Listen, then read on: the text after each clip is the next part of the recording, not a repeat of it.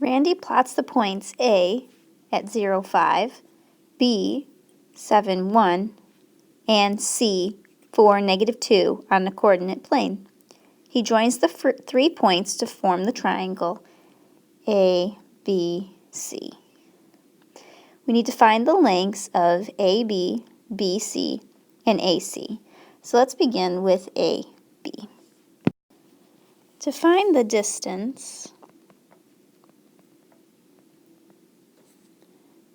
from A to B, we have to use the distance formula. So we're going to use the square root of the change in x, so x, second x minus the first x squared, plus y2 minus y1 squared. So in both of these cases, I'm finding the change in the x and then the change in the y. So let's assign our x1 and our x2. So let's make A x1, y1, and then we'll make point B x2 and y2. Doesn't matter which one you do, you just have to be consistent when you're plugging these numbers in. So when I have this, I'm going to take the square root, and my x2 is 7, and my x1 is 0.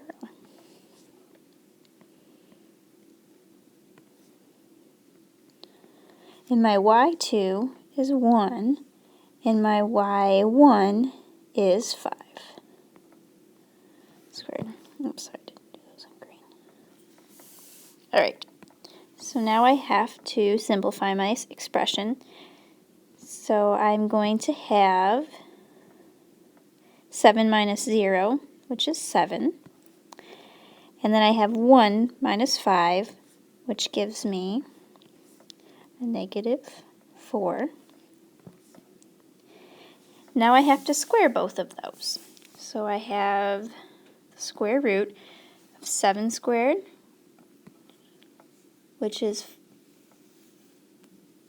49, plus the square root of a negative, or the square of a negative 4, which is positive 16. So 49 plus 16 equals 65. And I'm going to leave it in the square root form so that it is as precise as possible. Next, we're going to find the length of BC. So the distance from B to C equals the square root of x2 minus x1 squared plus y2 minus y1 squared. So here I'm just going to assign my point. So this will be x1, y1, and this will be x2, y2.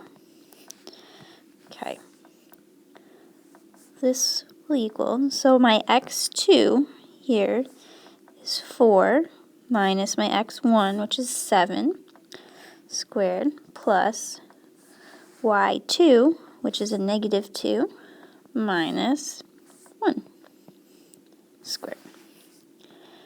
So this equals, so if I have 4 minus 7 will give me a negative 3 squared, and then I will have negative 2 minus 1, so I'll have a negative 3 squared. So that will equal, so if I have a negative 3 times a negative 3, I get a positive 9. And I have that twice, so I have 9 plus 9. 9 plus 9 equals 18, so I'm looking for the square root of 18. So I'm going to leave it as the square root of 18 because that is more precise. So now let's look at the next length. Next, I'm looking for the distance of AC. So the distance